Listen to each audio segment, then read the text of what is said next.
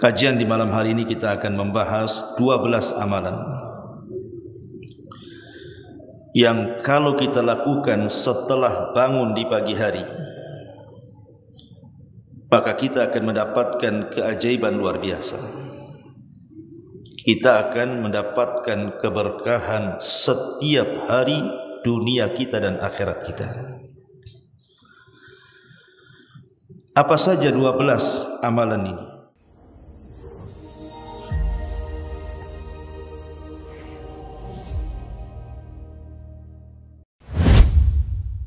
Assalamualaikum warahmatullahi wabarakatuh. Alhamdulillah wassalatu wassalamu ala Rasulillah wa ala alihi wa sahbihi wa mawalah wa la hawla wa la quwwata illa billahi wa ba'du.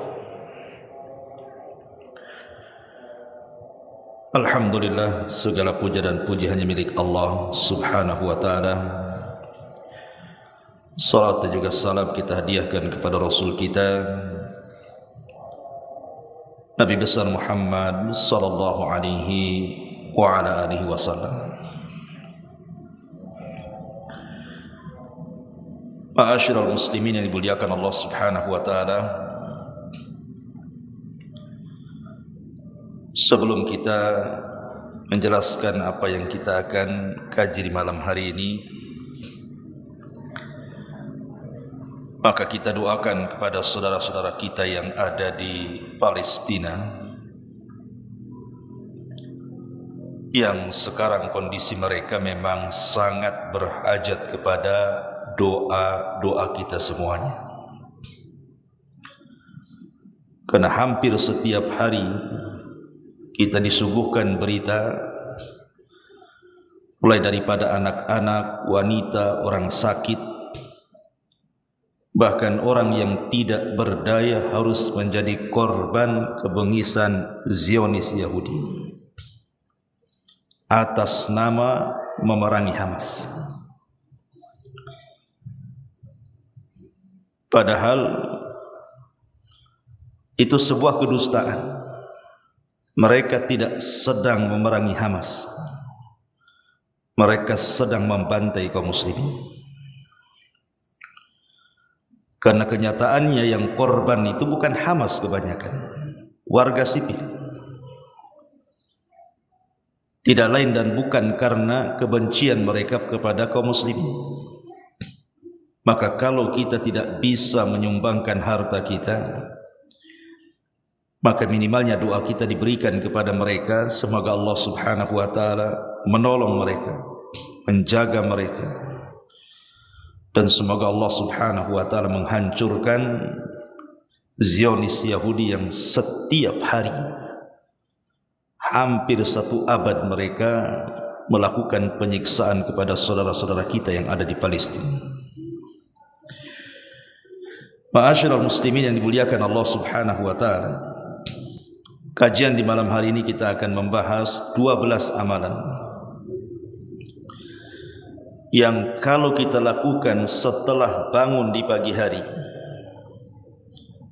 maka kita akan mendapatkan keajaiban luar biasa.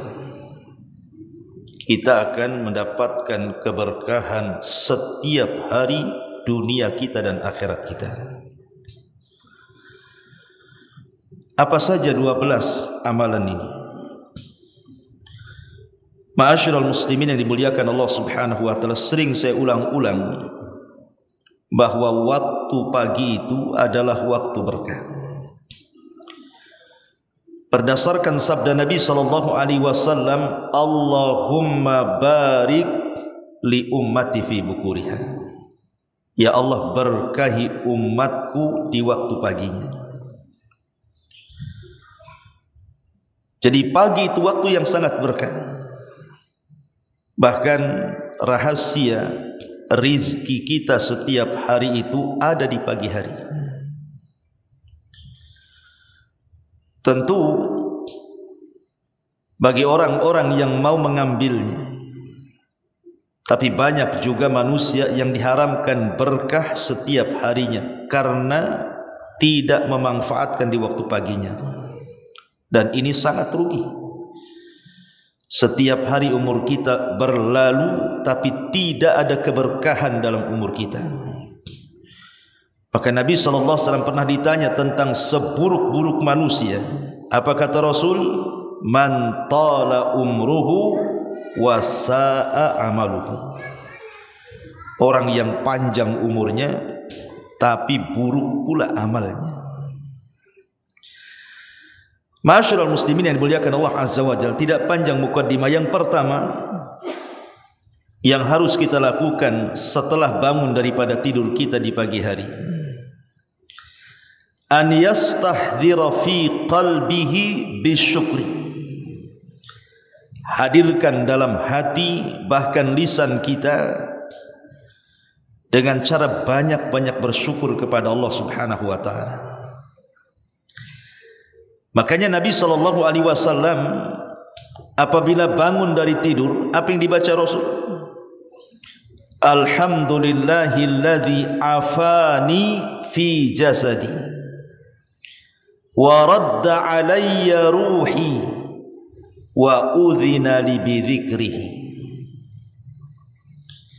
Alhamdulillahilladzi afani fi jasadi. Segala puja dan puji hanya milik Allah yang telah memberikan kesehatan kepadaku.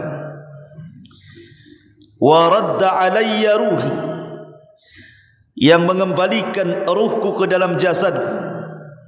Wa adzina li bi dzikrihi, dan mengizinkan aku untuk terus bisa mengingat dirimu.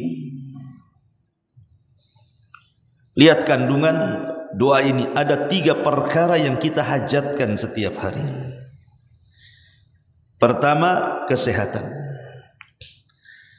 Yang kedua, kita masih bisa hidup sehingga kita bisa melakukan amal sebanyak-banyaknya.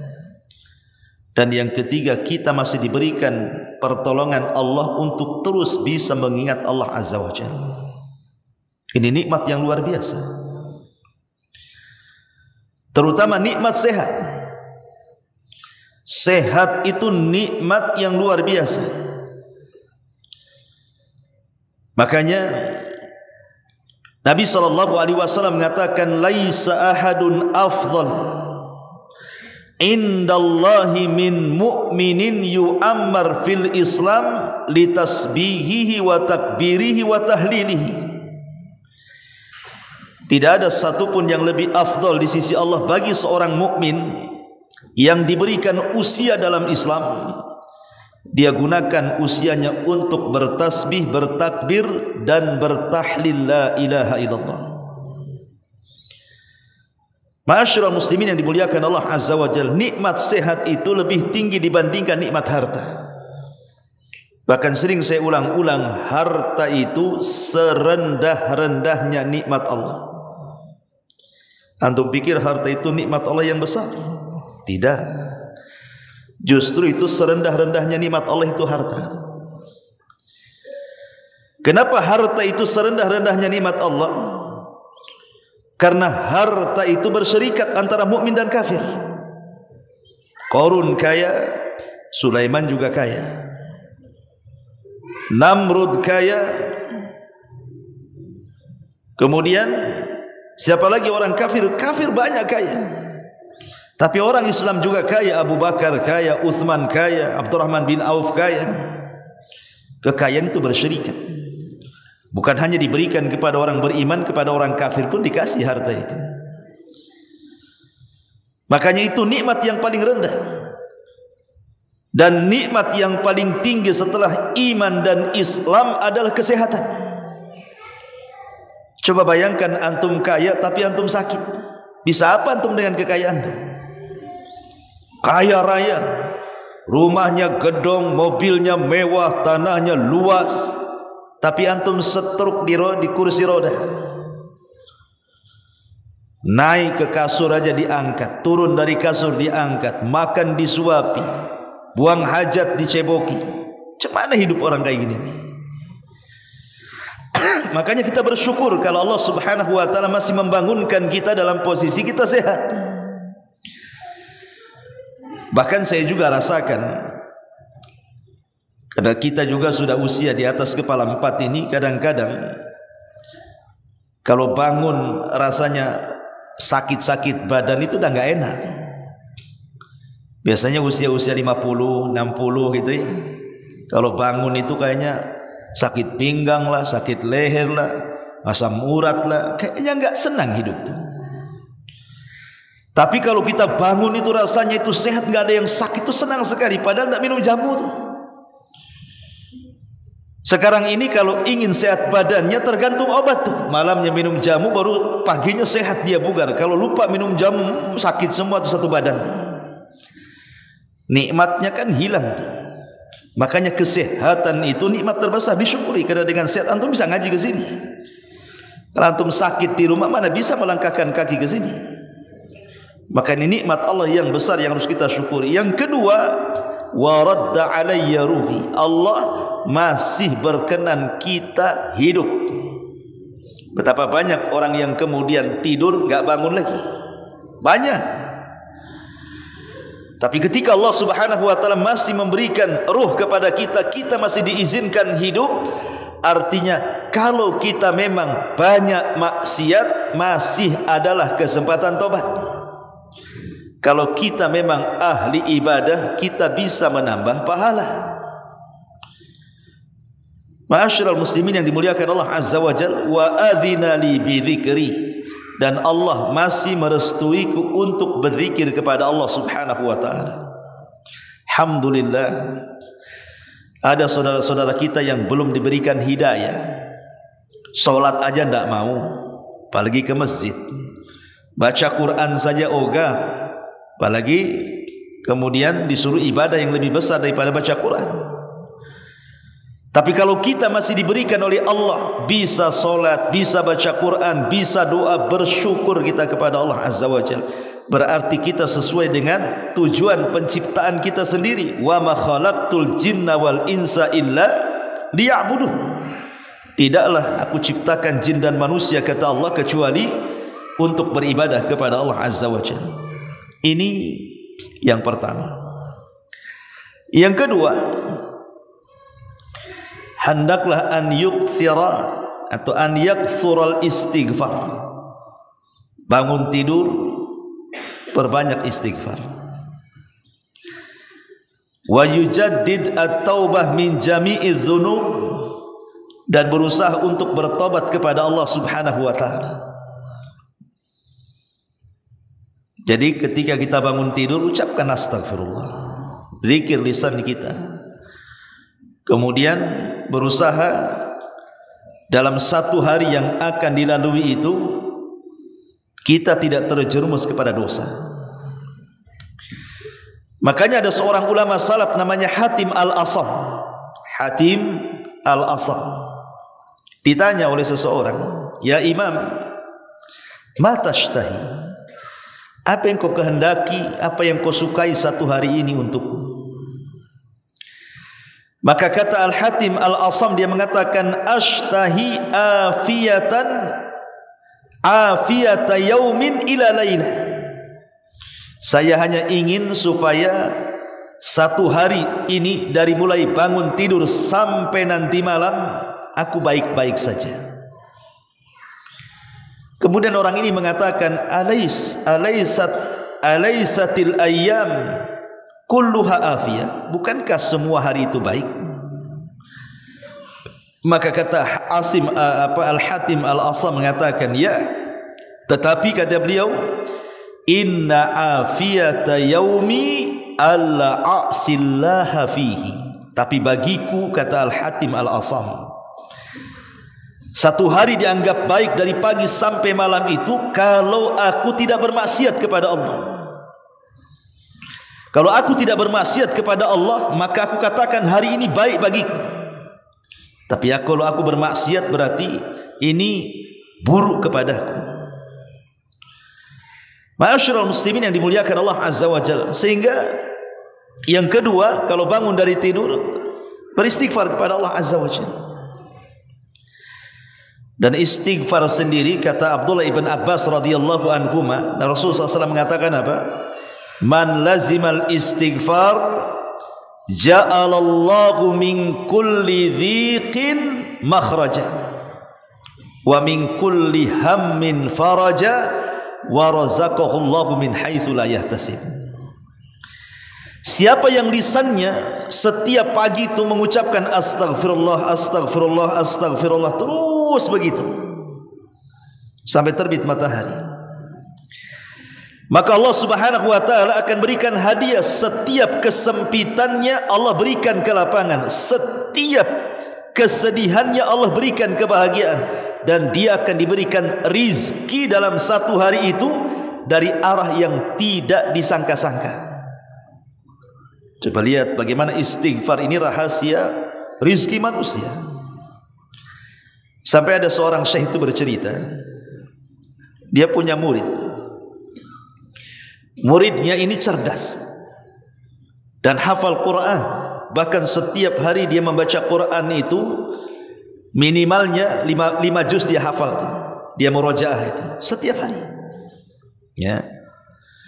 Tapi Allah Subhanahu wa taala takdirkan memang dia orang fakir, orang miskin, tidak berada kedua orang tuanya itu. Selesai kemudian dia belajar dari markas syekh ini, kemudian tidak pernah berjumpa lagi. Bertahun-tahun, 5 atau 6 tahun enggak pernah berjumpa dengan syekh ini. Tiba-tiba kemudian dia datang membawa mobil yang sangat mewah. Saya ngira mungkin dia pinjam ataupun mungkin sewa kan ya, showroom gitu ya.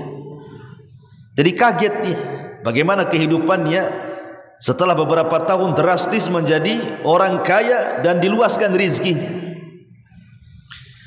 Jadi Syekh ini bertanya kuncinya apa gitu ya.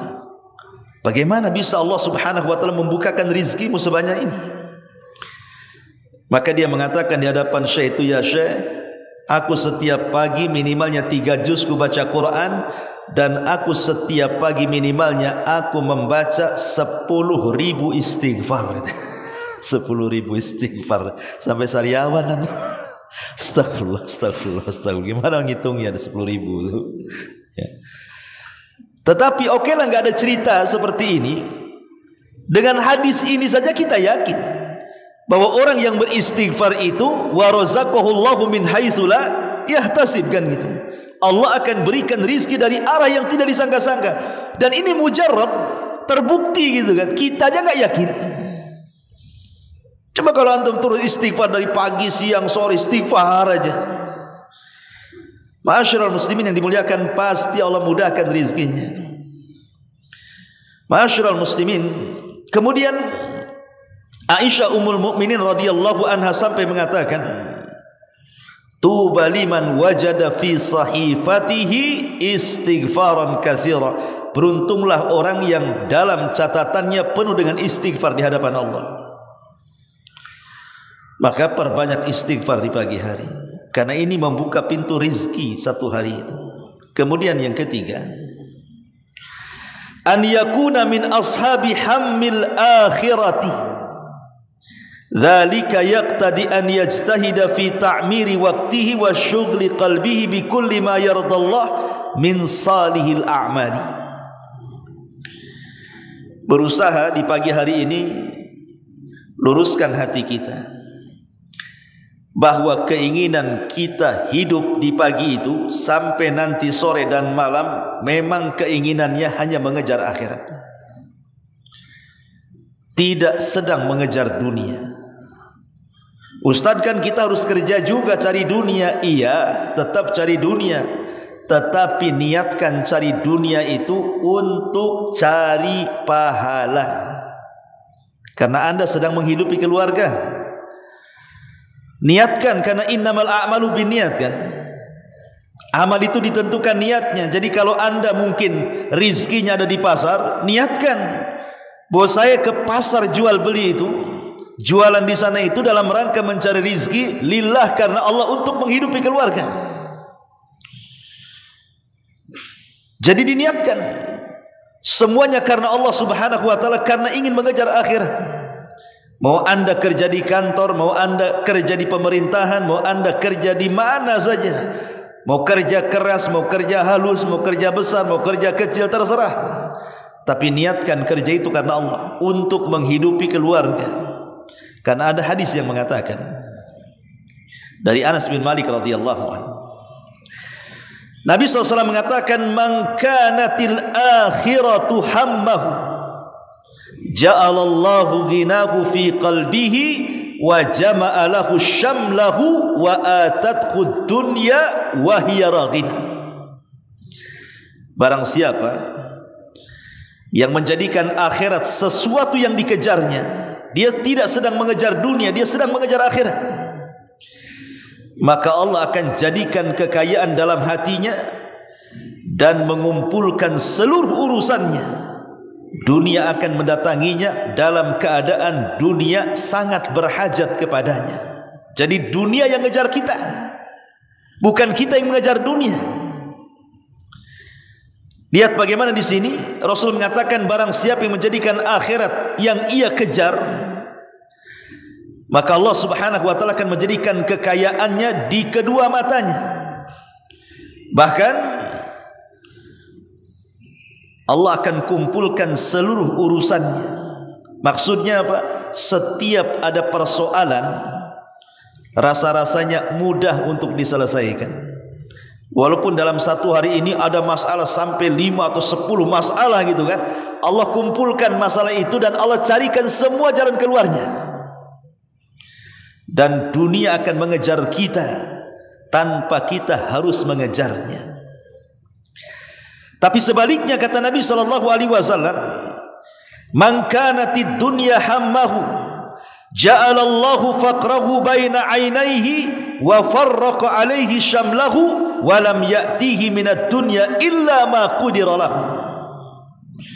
Tapi barang siapa yang menjadikan dunia sesuatu yang dikejarnya, maka Allah akan jadikan kemiskinan di hadapan matanya, lalu akan mencerai-beraikan urusannya, dan ia tidak akan mendapatkan dunia kecuali yang ditakdirkannya saja.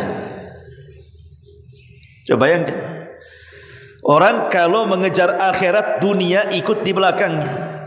Orang kalau mengejar dunia, akhirat lari dari dia, dan dia tidak akan mendapatkan dunia kecuali yang sudah ditakdirkan di situ. Jadi buat apa kemudian lelah letih kita mikirkan dunia? Karena ada orang itu yang stres tentang dunia yang akan dia ambil esok hari. Hasan Al-Basri pernah ditanya, "Ya Imam, kira-kira besok kita makan apa ya? Besok kita ini minum apa? Kita makan apa besok?" katanya. Kata Hasan Al-Basri, "Allah tidak menuntut kau bertanya seperti itu. Karena rizki kamu besok itu sudah ditentukan Allah Subhanahu wa taala. Ngapain mikir besok makan apa? Sudah ditentukan lo besok makan apa, rizkinya di hadapan Allah. Ngapain dipikir pula? Yang penting berdoa, cari sebab." Ya. Ma'asyiral muslimin yang dimuliakan Allah Azza wa Jalla, lihat bagaimana kalau di pagi hari itu otak kita adalah otak akhirat, bukan otak dunia. Nanti dunia yang mengejar kita. Lebih daripada itu, seluruh urusan satu hari itu Allah kumpulkan dan Allah carikan jalan keluarnya. Tapi kalau otak kita otak dunia, bukan otak akhirat, masalah satu belum kelar, datang masalah yang lain.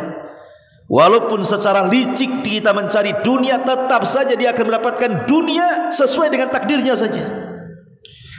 Karena ingin dunianya, saking semangatnya itu, sampai dia merencanakan untuk menipu, untuk korupsi, untuk zalim, untuk gharar, macam-macam lah. Hakikatnya apa yang Anda dapati dari kecurangan-kecurangan itu sudah ditakdirkan nominalnya di hadapan Allah. Mau cari cara dengan cara yang baik atau dengan cara yang buruk, tetap dia dapat segitu sebenarnya. Ma'asyiral muslimin yang dimuliakan Allah Azza wa Jalla, karena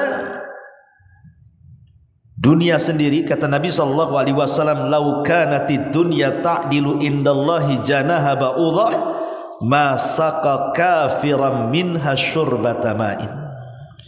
Kalau dunia ini ada nilainya ikhwan, walaupun hanya seperti sayap seekor lalat, maka tidak ada satupun orang kafir yang bisa minum di dunia ini.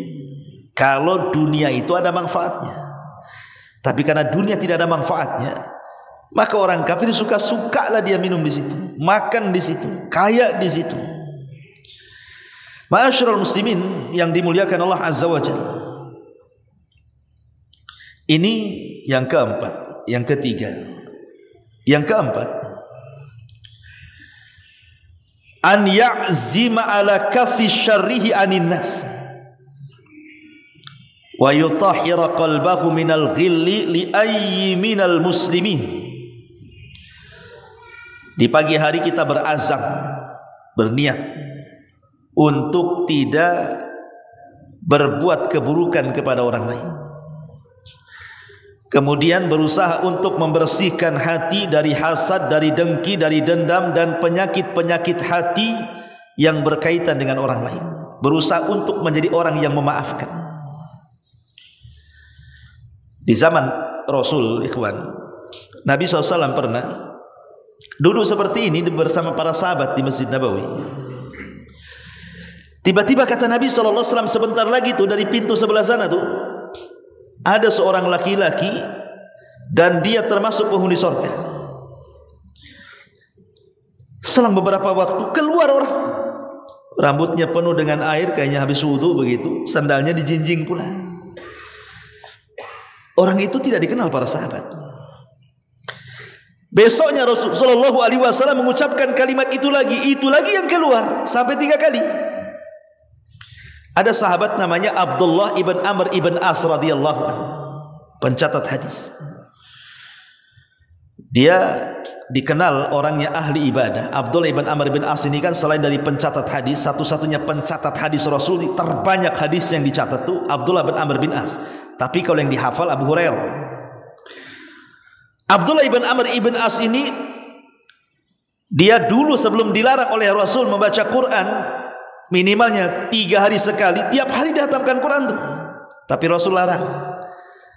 Akhirnya kemudian Rasul mengizinkan setiap 10 hari sekali, atau minimalnya 3 hari sekali. Kemudian dia tidak pernah meninggalkan qiyamul lail dan tidak pernah meninggalkan puasa. Masya Allah. Jadi ketika kemudian ada laki-laki yang dikatakan termasuk penduduk sorga, Abdullah ibn Amr bin As ini cemburu. Jangan-jangan dia punya amalan yang aku tidak punya. Jadi dia pura-pura bertamu. Apa sih amalan itu? Kenapa Rasul mengatakan dia termasuk ahli surga? Hebat kali. Akhirnya dia pura-pura ada masalah dengan keluarganya, bertamu kepada rumah laki-laki itu selama 3 hari. Kemudian dia perhatikan terus. Kalau malam dia intip apalah ibadah dia, kalau siang dia intip apa ibadah dia. Pokoknya matanya tidak pernah lepas untuk memperhatikan laki-laki. Rupanya biasa-biasa saja amalan badannya. Solat sunahnya ya biasa, baca Qur'annya biasa, puasanya ya biasa, zikirnya yang biasa. Bahkan boleh jadi Abdullah ibn Amr lebih hebat ibadahnya dibandingkan dia. Kecewalah Abdullah ibn Amr ibn As ini. Rupanya enggak ada amalan yang khusus yang ia lakukan yang akan dia tiru, maksudnya gitu. Jadi sebelum dia pergi, karena tidak ada yang bisa diambil pelajaran dari orang itu, Abdullah ibn Amr bin As pun kemudian setelah 3 hari pamit balik. Kemudian sebelum pulang dia mengatakan terus terang kepada orang itu, sebenarnya saya datang kepadamu itu bukan karena ada masalah dengan keluarga, tidak. Cuman karena aku berpegang dengan hadis Nabi. Nabi mengatakan engkau termasuk ahli surga, tapi tidak ada amalan yang menonjol dari engkau. Apa sih yang kau amalkan sebenarnya? Maka laki-laki ini, tidak, aku tidak banyak mengamalkan, biasa-biasa saja katanya.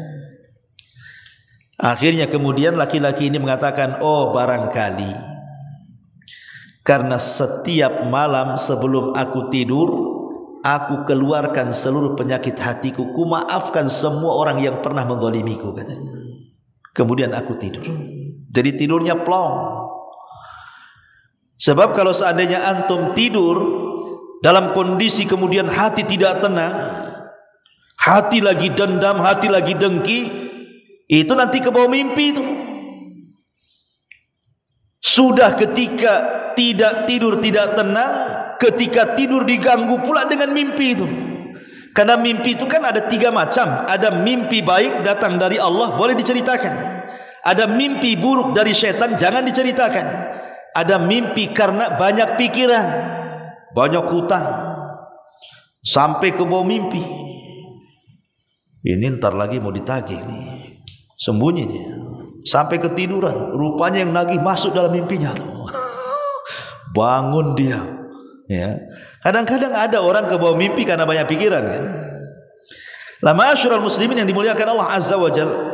Makanya kalau bisa lakukan satu ibadah, ibadah itu Masya Allah, kata para ulama, tidak ada ibadah yang lebih afdal dibandingkan jabrul khawatir. Tidak ada ibadah yang paling afdal di hadapan Allah melebihi jabrul khawatir. Apa sih jabrul khawatir ini? Jabru itu artinya menembel, khawatir itu hati, perasaan. Jadi menembel perasaan orang supaya orang senang dengan kita. Jadi yang tadinya sedih ketemu kita senang, yang tadinya galau ketemu kita senang, yang tadinya banyak masalah ketemu kita, ya penting ketemu kita hilang sebentar lah. Pas hilang kita datang lagi. Tapi minimalnya itu kita nyenengin orang begitu. Nyenengin orang kan macam-macam. Mungkin dengan cara ngasih nasihat supaya dia tenang, atau mungkin dengan cara tersenyum, atau mungkin dengan cara sedekah, atau mungkin dengan cara menghibur, macam-macam lah. Yang penting orang itu senang. Itu namanya jabrul khawatir itu. Karena ada orang-orang itu yang memberikan kesulitan kepada orang tanpa melihat bahwa dia sendiri sebenarnya sudah sulit. Pamannya contohnya nih, kita ini sudah banyak masalah, mikir kerja, mikir anak, mikir istri, mikir macam-macam lah, mikir kredit, pokoknya macam-macam dipikir otak. Antum pula datang ke saya ngomong macam-macam. Anak aja udah pusing mikirin diri sendiri. Antum datang pula bawa masalah. Apa enggak double masalah saya? Kan gitu ya. Harusnya antum datang itu kasihlah kita ini senang hati, supaya minimalnya meringankan masalah saya. Bukan datang kemudian merecokin, akhirnya kuadrat masalah saya. Nah, itu namanya tidak jabrul khawatir. Rasul ditanya, amalan yang paling dicintai Allah itu apa wahai Rasul? Maka Rasul mengatakan, sururun tudkhiluhu ala qalbil muslim. Kesenangan yang antum masukkan ke hati seorang muslim, itulah disebut jabrul khawatir namanya. Lah kalau bisa seperti itu, ya. Ma'asyiral muslimin yang dimuliakan Allah Azza wa Jalla. Keberapa ini? 1, 2, 3, 4, 5, 6. Yang ke-6, an yastahdhira qaula Rasulillah sallallahu alaihi wasallam. Coba renungkan di pagi hari itu, kalau antum bangun, renungkan satu hadis Nabi. Kata Nabi sallallahu alaihi wasallam, "Idza asbaha ibnu Adam, fa innal a'dha kulluha tukaffiru lisan. Taqul ittaqillah fina fa inna ma nahnu bika fa in istaqamta istaqamna wa in wajazta wajazna." Apabila anak Adam itu bangun di pagi hari, antum bangun di pagi hari, maka seluruh anggota badan kita dari kepala sampai kaki, seluruh anggota badan kita dari kepala sampai kaki, kalau seandainya melakukan perbuatan dosa, maka bisa dihapuskan dengan amalan lisan. Makanya anggota-anggota badan itu, kalau di pagi hari itu, kalau mereka bisa ngomong, maka mereka akan ngomong kepada lisan. Hei lisan, bertakwa kau kepada Allah, karena hidup kami ditentukan oleh kamu. Kalau engkau lurus, kami lurus. Kalau engkau bengkok, kami bengkok, katanya. Lihat bagaimana lisan ini menentukan anggota badan kita. Walaupun antum ahli solat malam, walaupun antum ahli puasa sunnah, walaupun antum ahli sedekah, kebaikan dan kebajikan antum lakukan, tapi kalau tidak bisa menjaga lisan, amal-amal itu bisa saja ditolak di hadapan Allah. Ada seorang sahabat datang kepada Rasul, "Ya Rasulullah, inna fulanatan taqumul laila wa tasumun nahar wa tasaddaqat bifuduli amwaliha wa taf'alu wa taf'al." Rasul di sana ada emak-emak. Kalau malam emak-emak ini solat malamnya mantap, puasa sunnahnya oke, sedekahnya wah, dan banyak kebaikan. Masya Allah, sempurna ini wanita ini. Dan saya yakin belum tentu emak-emak di belakang ini rajin solat malam, rajin puasa, rajin sedekah, rajin berbuat baik kan. Tapi emak-emak yang satu ini di zaman Nabi ini sempurna. Solat malamnya luar biasa, puasa sunnahnya iya, sedekahnya oke, berbuat baiknya tidak pernah tinggal. Penyakitnya satu, walakin tu'dhi jiranaha bilisaniha. Tapi Rasul, si ibu itu kalau ngomong itu sangat menyakitkan tetangganya. Apa kata Nabi SAW? La khaira fiha, wanita itu tidak punya kebaikan sedikit pun. Bal hiya min ahlin nar, bahkan dia akan masuk ke neraka katanya. Lihat, lisan ini ngeri. Makanya Nabi SAW mengatakan aktsaru khotaya ibni Adam lisanah, kebanyakan kesalahan anak Adam itu terlontar dari lisannya. Maka kalau kita bangun di pagi hari, usahakan lisan ini jangan sampai melakukan dosa.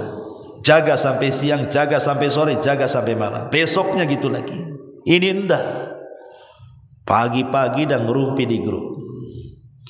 Sekarang gibah itu tidak perlu ketemu, cukup ambil WA, masuk ke grup di situ. Gibah-gibah lah di situ. Namanya gibah jamaah namanya. Ya. Coba Allah mudahkanlah berbuat dosa dengan handphone sekarang. Ada namanya gibah nasional. Antum tahu gibah nasional?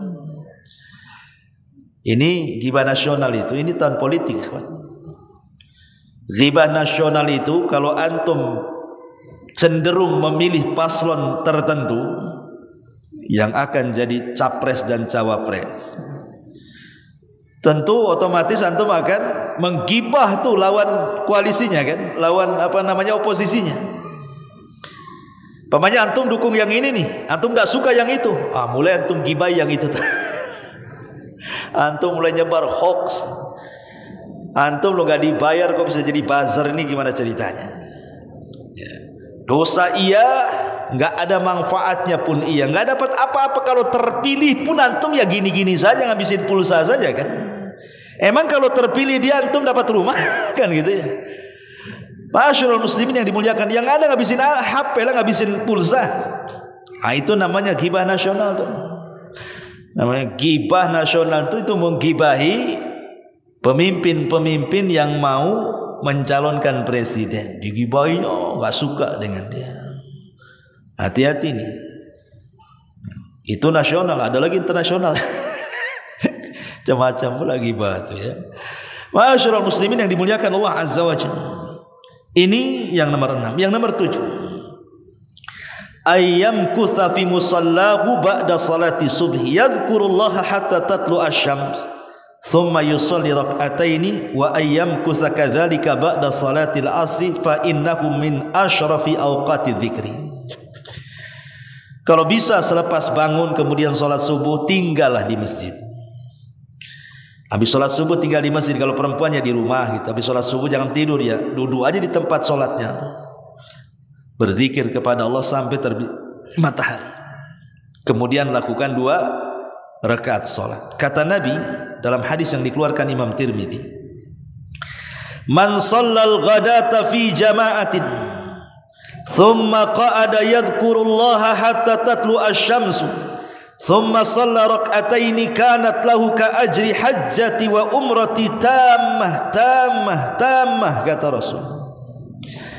Barang siapa yang sholat subuh berjamaah, bagi laki-laki tentunya ya, kemudian duduk berzikir kepada Allah menunggu sampai matahari terbit, kemudian sholat suruh 2 rakaat, maka sama dengan haji dan umrah secara sempurna. 3 kali Rasul mengatakan seperti itu.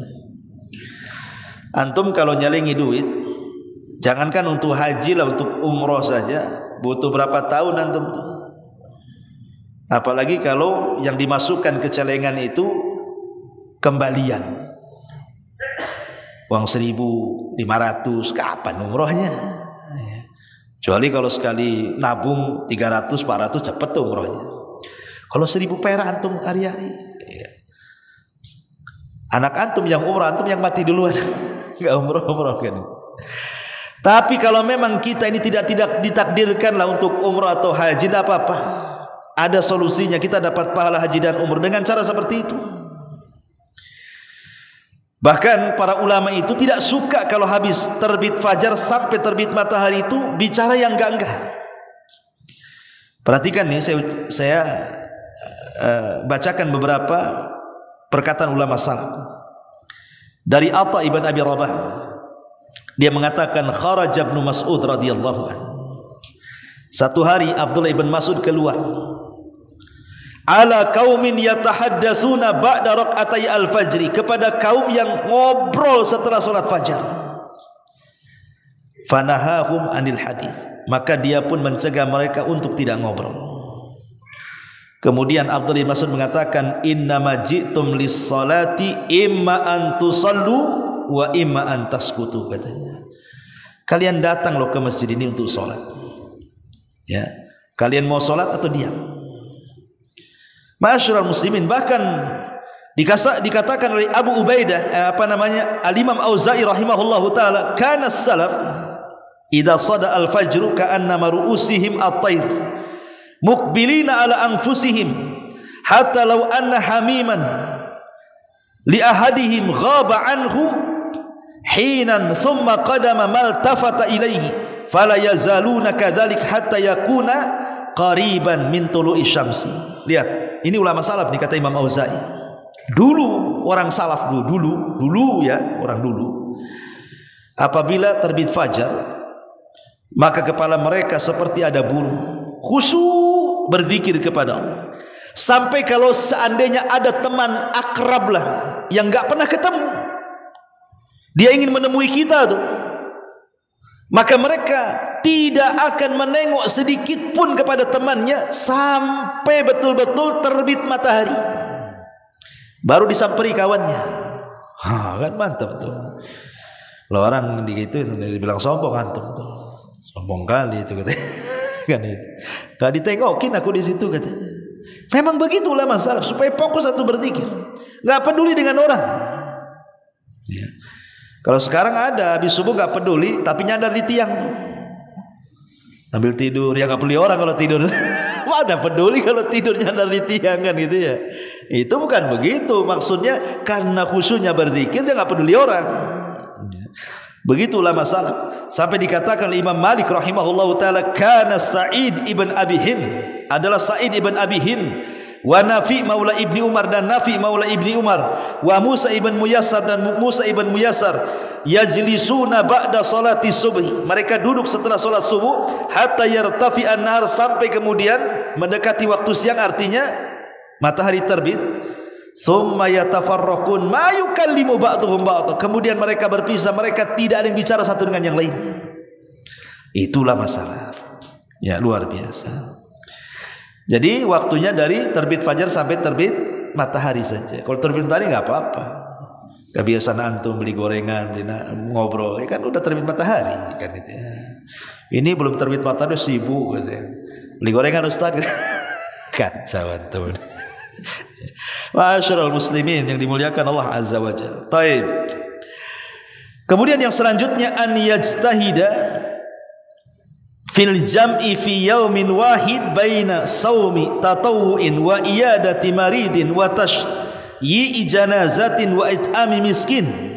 Kalau bisa di pagi hari itu kita bangun dari tidur sudah berazam ini melakukan 4 perkara. Pertama, puasa kalau memang bertepatan dengan Kamis atau Senin gitu ya. Kemudian yang kedua, mengunjungi orang sakit. Siapa ini warga sini yang sakit? Nggak ada di warga sini, warga sebelah siapa yang sakit? Nggak ada juga yang sakit di warga, datang antum ke rumah sakit Awal Rasul, banyak orang sakit itu. Ya, itu bukan kerabat saya, nggak apa-apa. Emangnya kenapa? Yang penting kan muslim. Datangnya ke rumah sakit. Kemudian yang ketiga, berusaha untuk mengikuti jenazah kalau ada orang mati. Ustaz, di sini nggak ada orang mati. Lihat perumahan sebelah, ada nggak orang mati? Nggak ada Ustaz, tunggu aja lah antum di kuburan Tamiang itu. Nanti ada pagi sampai sore gitu ya kan. Dan jangan doakan pula ya Allah mudah-mudahan cepat mati lah orang itu. Nggak begitu juga. Kemudian yang keempat, memberi makan fakir miskin. Kata Nabi SAW, siapa yang terkumpul dalam satu hari ini, dia puasa, dia kunjungi orang sakit, dia ngikuti jenazah, dia memberi makan fakir miskin, maka dipastikan dia masuk surga. Abu Hurairah radhiyallahu anhu menceritakan, Nabi SAW pernah bertanya kepada para sahabat, siapa yang hari ini puasa? Tidak ada yang berdiri kecuali Abu Bakar. Kata Rasul, siapa yang mengunjungi orang sakit? Tidak ada yang berdiri kecuali Abu Bakar. Siapa yang mengikuti jenazah hari ini? Tidak ada yang berdiri kecuali Abu Bakar. Siapa yang ngasih makan fakir miskin? Tidak ada yang berdiri kecuali Abu Bakar. Apa kata Nabi SAW? Majtama'na fimri'in illa dakhalal jannah. Kalau terkumpul 4 perkara itu, dipastikan masuk surga, kata Rasul. Ini juga kalau di pagi hari sudah terpikir itu, ini amalan. Oke lah, antum tidak bisa melakukan amalan, ya amalan yang lain kan banyak. Pokoknya dalam satu hari itu kalau bisa antum bisa banyak, sebanyak-banyaknya mengumpulkan amal gitu maksudnya. Ada azam, ada niat untuk itu. Kemudian juga yang selanjutnya, an yastahdhira qaula Rasulullah sallallahu alaihi wasallam. Coba renungkan di pagi hari itu sabda Nabi. Apa bunyinya? Man asbaha minkum aminan fi sirbihi, mu'afan fi jasadihi, indahu qutu yaumihi, faka'annama hizat lahu dunya. Barang siapa di pagi hari kita bangun nih, kita bangun di pagi hari, hati kita merasa aman. Hati kita tidak sedih, hati kita tidak bingung, hati kita tidak stres, tidak kepikiran ini itu, pokoknya plong, betul-betul plong. Antum bisa rasakan ketika antum ada masalah dengan ketika antum tidak ada masalah. Kalau tidak ada masalah itu rasanya pokoknya luas sekali. Enak, mau di rumah enak, di luar rumah enak, di warung enak, di masjid, pokoknya rasanya enak kalau aman hati itu ya, tenang hati itu kan. Coba kalau rungsep hatinya, di rumah nggak tenang, di warung makan nggak selera makan, di masjid juga nggak tenang orang kalau hatinya nggak aman itu. Ya. Kata Nabi SAW, kalau seandainya di pagi hari Allah tenangkanlah hati kita itu, Allah berikan keamanan dari rasa takut, rasa stres, rasa sedih itu. Kemudian mu'afan fi jasadi, sehat badannya, nggak ada pegal-pegal, nggak ada sakit-sakit, nggak ada minum-minum jamu, sehat betul. Indahu qutu yaumihi, satu hari itu adalah yang kita makan. Maka kata Nabi SAW, faka'annama hizat lahu dunya. Orang kalau memiliki 3 perkara seolah-olah dunia di genggaman antum, ya kawan. Apa sih yang antum cari di dunia ini? Ketenangan hati kan, kemudian kesehatan badan, kemudian ada makanan yang kita bisa makan, ada uang yang kita bisa jalan ke sana kemari kan? Itu saja. Makanya kata Al-Imam Al-Munawi rahimahullahu ta'ala, dia mengatakan, man jama'allahu lahu baina afiyati badanihi wa amni qalbihi haitsu tawajjah wa kafafi 'aishihi bi quti yaumihi wa salamati alihi faqad jama'allahu lahu jami'an ni'ami. Apa kata beliau Imam Munawi mengatakan, siapa yang Allah kumpulkan kepada kita ini, pertama sehat badan kita, yang kedua tenang hati kita, yang ketiga ada yang kita makan hari itu, yang keempat keluarga selamat. Kata beliau, Allah sudah memberikan semua nikmat kepada kamu. Apa yang kita cari kecuali itu kan? Ya. Ma'asyiral muslimin yang dimuliakan Allah Azza wa Jalla, ini juga yang keberapa ini? Ke-8. Ya? 9. Yang ke-10, an yubadira bi kitabati wasiyatihi bi syai'in min mali. Jadi di pagi-pagi itu kalau antum hendak safar, umpamanya safar jauh lah, mau haji, mau umroh, atau mau safar pulang kampung, mau apalah kan itu ya, kalau bisa berwasiat, wasiat kepada keluarga yang ditinggalkannya. Kalau memang punya harta ya wasiat dengan harta. Kalau memang dia tidak punya harta ya wasiat dengan takwa. Tolong ya selama abi pergi jaga sholat, Awas kamu jaga sholat nak, kan itu ya. Ya, jadi kasih wasiat takwa. Ingat perkataan siapa? Perkataan yang pernah saya jelaskan, siapa namanya? Sulaiman, Muqatil ibn Sulaiman. Muqatil ibn Sulaiman. Dia diundang oleh Khalifah Abu Ja'far Al-Mansur kan. Kemudian kata Abu Ja'far Al-Mansur, dia mengatakan apa? Wahai imam, berikan wasiat kepada aku, kata. Kata Abu Ja'far, kata Muqatil ibn Sulaiman, yang aku lihat apa yang aku dengar, yang kau lihatlah dari aku, katanya. Maka kemudian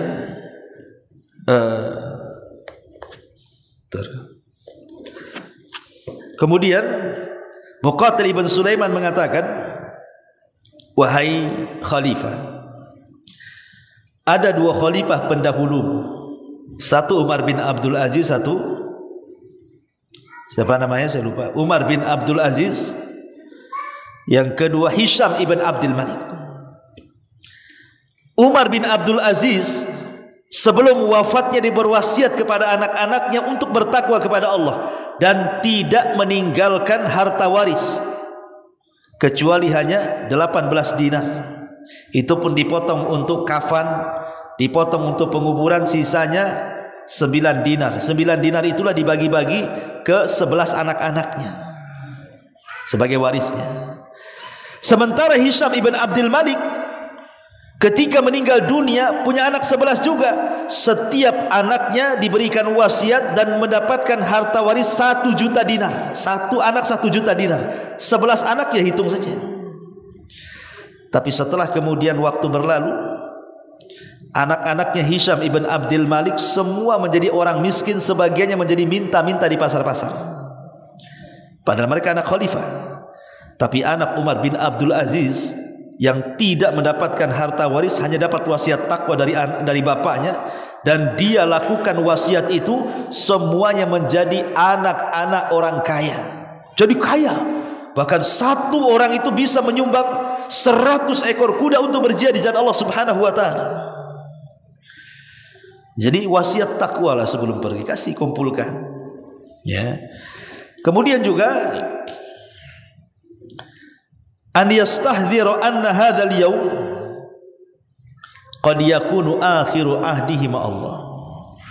Hadirkan di pagi hari ini seolah-olah hari itu dari pagi sampai sore, bahkan sampai malam lagi, itu hari terakhir kita hidup di dunia.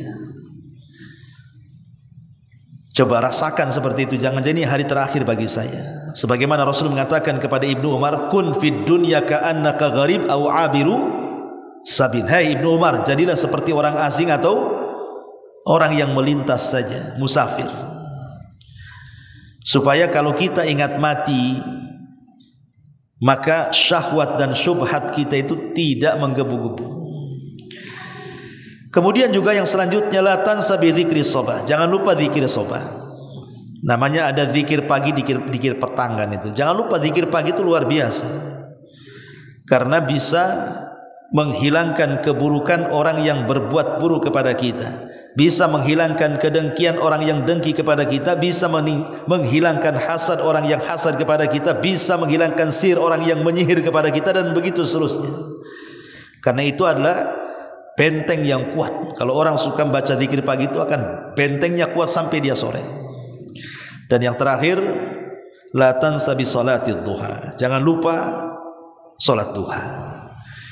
Rasul sallallahu alaihi wasallam mengatakan, yusbihu ala kulli sulami min ahadikum sadaqah, wa kullu tasbihatin sadaqah, wa kullu tahmidatin sadaqah, wa kullu tahlilatin sadaqah, wa kullu takbiratin sadaqah, wa amru bil ma'ruf sadaqah, wa nahyu anil munkar sadaqah, wa yujzi'u min dzalika rak'atani yarka'ahuma minad duha. Kata Rasul, kalau kita bangun di pagi hari, maka seluruh persendian dalam badan kita ini harus mengeluarkan sedekah. Berapa persendian kita? 360 persendian. Itu Rasul ngomong begitu, belum ada media di zaman itu kan untuk menghitung berapa persendi seperti alat-alat kesehatan zaman sekarang. Setelah dihitung oleh para dokter, memang 360 persendian sedekah Rasulullah. Ya. Maka kewajiban kita di pagi hari, maka setiap persendian itu harus melalui sedekah sebenarnya. Dengan cara tasbih, tahmid, tahlil, takbir, mengajak manusia kepada kebaikan, mencegah manusia dari kemungkaran. Tapi antum tidak perlu melakukan semua itu. Cukup dengan 2 rakaat duha itu sudah mewakili semuanya. Artinya, dan solat duha ini solatul awabin, solatnya orang-orang yang tobat. Bayangkan waktu duha ini orang lagi sibuk-sibuknya kerja, ikhwan. Enggak kepikiran mau solat. Yang kepikiran itu ya kerja kan gitu. Tiba-tiba antum keluar dari kesibukan manusia mengejar dunia, antum pula solat duha. Apa enggak orang yang memang betul-betul tobat orang kayak gitu? Maka ini disebut salatul awabin, salatnya orang-orang yang berserah diri kepada Allah Azza wa Jalla, dan dia pembuka rizki. Ya, pembuka rizki yang Allah Subhanahu wa taala berikan kepada kita. Wallahu alam, inilah 12 atau 13 yang harus kita lakukan di pagi hari. Kalau kita melakukan perkara-perkara ini, insyaallah ikhwan, satu hari itu kita akan diberkahi dunia kita dan akhirat kita. Subhanakallah bihamdika asyhadu an la ilaha illa anta astaghfiruka wa atubu ilaik. Allahu taala a'lam. Assalamualaikum warahmatullahi wabarakatuh. Intinya bahwa tolong berakhlak kepada Allah. Membahas tafsir dari surah Al-Imran. Lahirlah Imam Muslim, Abi Dawud, Tirmidzi, Ibnu Hibban. Jadi ketika Yunus alaihi salatu wassalam terkena undian itu,